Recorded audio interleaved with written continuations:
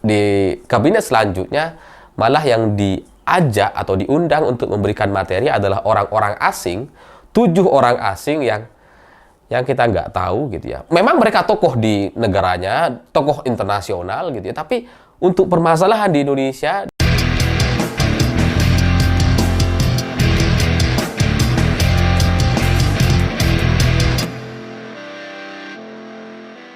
Selamat malam semuanya. Setelah 108 orang dipanggil oleh Prabowo Subianto ke rumah Kertanagara, hari ini mereka semua kemudian kembali dipanggil ke rumah Hambalang untuk kemudian diberikan pembekalan atau materi-materi tambahan kepada para calon menteri, calon wakil menteri, dan calon kepala badan. Tapi yang menarik perhatian saya dari hari pembekalan kepada para calon menteri ini, ternyata nampaknya tidak semua orang yang dipanggil ke rumah Kertanagara itu juga dipanggil ke rumah Hambalang.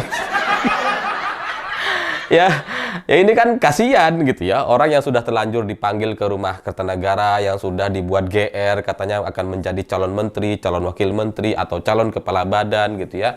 Tapi ketika hari pembekalan untuk kemudian diberikan materi-materi, itu nampaknya tidak semua diundang atau tidak semuanya hadir gitu.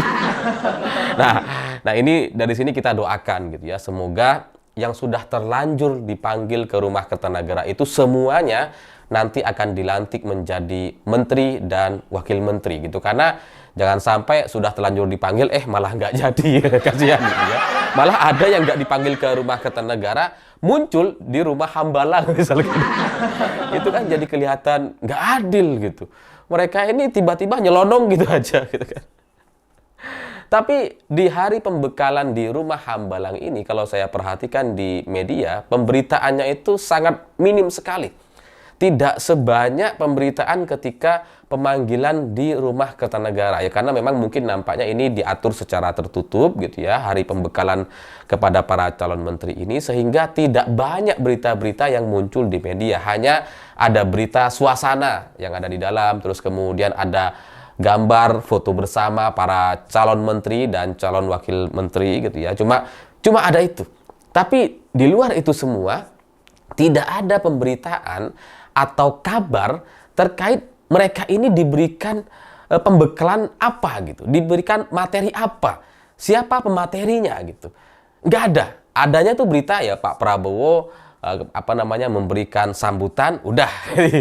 Gibran tidak memberikan sambutan atau tidak memberikan materi apa-apa gitu. Beritanya cuma sebatas itu. Tapi dalam waktu 2 hari, yang dari pagi sampai sore atau bahkan sampai malam, dengan materi yang sangat padat itu, semestinya kan ada banyak berita-berita terkait apa yang sebenarnya diberikan di Hambalang. Bekal-bekal yang semacam apa yang diberikan kepada para calon menteri ini. Ya sebenarnya saya sudah dapat gitu ya, jadwal dan rundown acara di Hambalang gitu. Dan kalau saya baca para pematerinya itu semuanya 7 orang gitu ya. 7 orang pemateri, semuanya orang asing. Saya awalnya agak percaya gitu. Ini sesuai atau enggak nih? Tapi ini sudah bukan menyebar ya. Ini bocor gitu ya di salah satu grup WhatsApp yang saya ikuti. Memang nggak ada di sosial media, nggak ada di X atau di Facebook dan sebagainya. Tapi ada di salah satu grup WhatsApp yang isinya kelompok-kelompok orang-orang Jakarta itu memang memunculkan jadwal acara di sana. Karena memang salah satu dari grup kami itu ada yang jadi calon menteri gitu kan. Nah, dari 7 orang itu kemudian nggak ada yang orang Indonesia. Semuanya tuh orang luar negeri. Nah, tapi saya kan agak ragu-ragu gitu ya. Pengen nanya tapi ya kasihan, mereka lagi sibuk-sibuk di Jakarta gitu ya. Masa juga nanya hal-hal yang nggak penting, jadi nunggu aja di media. Dan di media tuh beritanya hampir nggak ada. Sampai kemudian hari ini muncul satu berita, dan itu pun berita ini muncul gara-gara salah satu calon menterinya itu bikin postingan di Instastory, yaitu Mas Dito gitu ya. Menpora ini bikin postingan di Instagram bahwa dia sedang ikut arahan atau pembekalan dari Ray Dalio. Jadi Ray Dalio ini adalah orang yang salah satunya memberikan materi di pembekalan para calon menteri dan calon wakil menteri. Nah, setelah berita ini muncul, barulah kemudian saya mendapatkan semacam konfirmasi bahwa nampaknya jadwal yang saya dapatkan dan 7 pemateri orang asing yang saya dapatkan di salah satu grup WhatsApp orang-orang Jakarta ini, nampaknya itu memang sudah benar adanya gitu. Nampaknya memang itu adalah data yang benar dan memang itulah yang kemudian dijadwalkan. Saya nggak akan share gambar jadwalnya gitu. Tapi saya coba bacakan dari 7 orang yang memberikan pembekalan atau memberikan materi kepada para calon menteri ini. Salah satunya adalah Riyaz Shah. Dia sempat memberikan introduction, kemudian memberikan materi The Future of Work dan summary. Jadi tugas atau kemampuan Riyaz Shah ini nampaknya dia sekaligus merangkap sebagai panitia gitu ya, panitia pembekalan kepada para calon menteri. Karena setelah Pak Prabowo memberikan sambutan, Riyaz Shah inilah yang kemudian memberikan introduction dan diakhiri dengan summary dari semua pembekalan yang sudah dilakukan selama 2 hari. Jadi kayaknya dia panitianya gitu ya, Riyaz Shah ini. Lalu kemudian ada John Mearsheimer, dia membahas soal geopolitik katanya. Jadi ya mungkin nggak tahu, saya cuma dapat nama begitu saja gitu, dan materi yang akan dibahas nggak ada PowerPoint-nya. Kalaupun ada nggak usah dibahas. Terus kemudian Ray Dalio ini dengan judul Why Nations Succeed and Fail. Kemudian Hunter Lee Soik, dia membahas soal doubling GDP in 10 years. Kemudian Ana Moraru dengan materi Dealing with Journalists. Nah, ini menarik di Ana Moraru ini. Kok perlu ya? Kenapa menteri kita perlu materi kayak gini ya? Apa kelihatan gara-gara komunikasi selama di kabinet itu banyak menteri-menteri yang kemudian blunder dengan pernyataan-pernyataannya?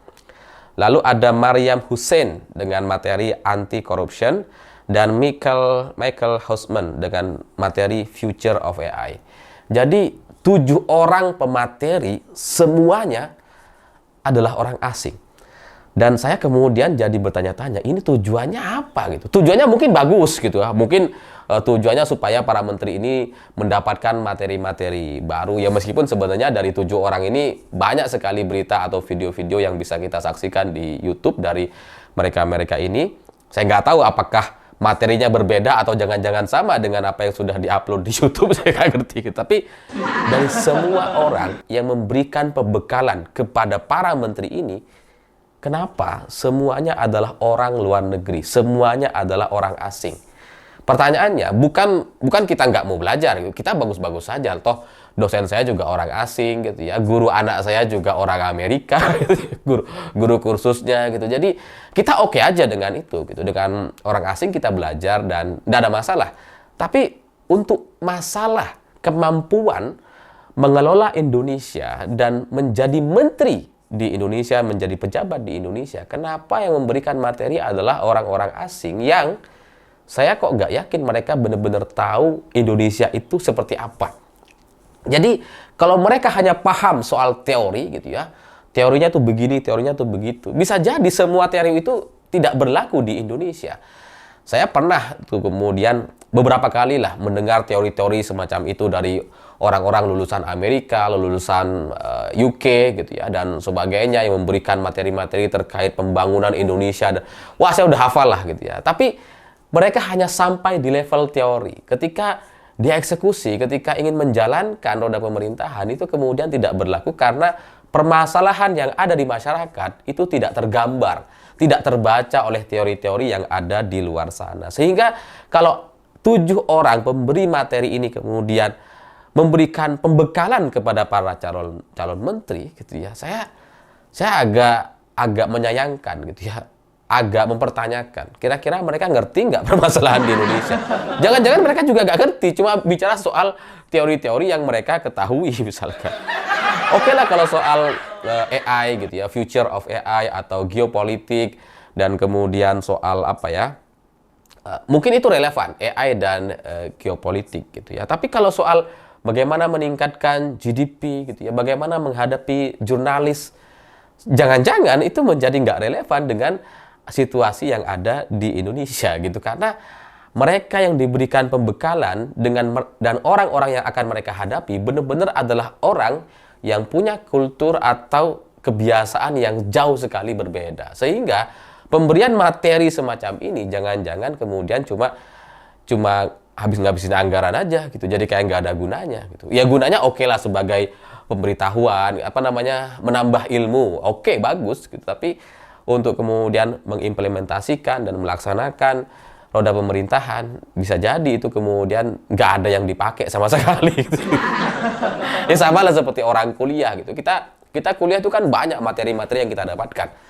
Tapi yang kemudian benar-benar berfungsi, benar-benar berlaku di kehidupan nyata kan kadang nggak semuanya gitu. Atau bahkan nyaris nggak ada. Atau bahkan kita kuliah apa, jurusan apa, kuliah kemudian kerjanya jurusan yang berbeda atau tidak ada hubungannya dengan jurusan yang kita pelajari gitu. Kan itu kenyataannya di Indonesia. Jadi dengan 7 orang asing yang kemudian memberikan materi kepada para calon menteri ini dengan materi-materi atau judul-judul yang nampaknya itu nggak relevan dengan permasalahan di Indonesia, itu kemudian mengundang tanda tanya.